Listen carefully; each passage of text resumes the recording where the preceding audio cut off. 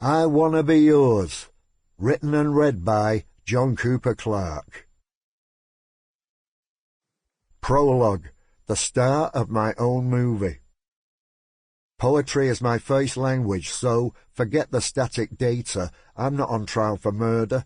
Rather than a ponderous trudge through the turgid facts of an ill-remembered life, to fleetingly call up various events that best illustrate the flavour of my existence at any given point.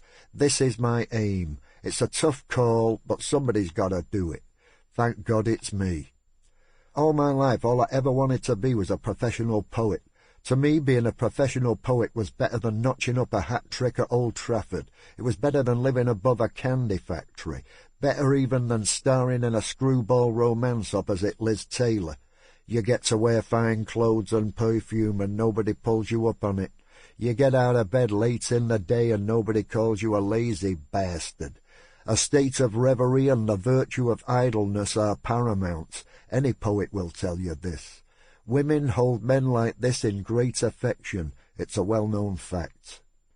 The life of a useless flaneur, however, was not encouraged in the 1950s, especially among the blue-collar population of a heavy industrial metropolis like Manchester.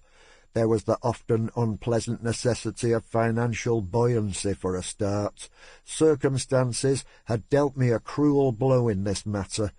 Given my lack of provenance in the world of English letters, a generous stipend was out of the question. Why, even a monthly emolument of 10 shillings or less would have been beyond any reasonable expectations.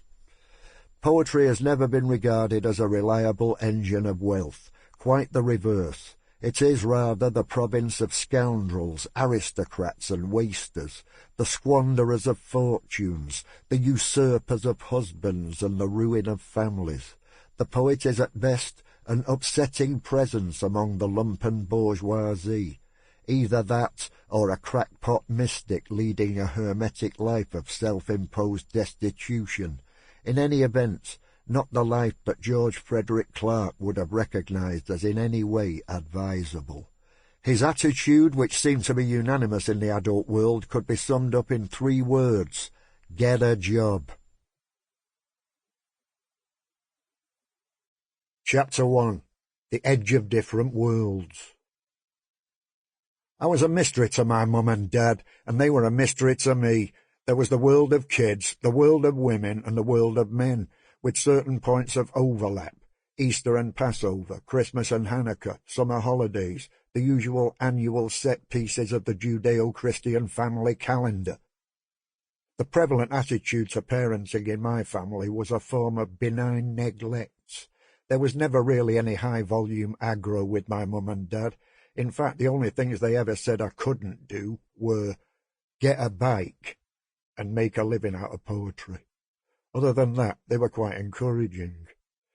My dad really only gave me 4 pieces of advice which I've never taken the trouble to forget.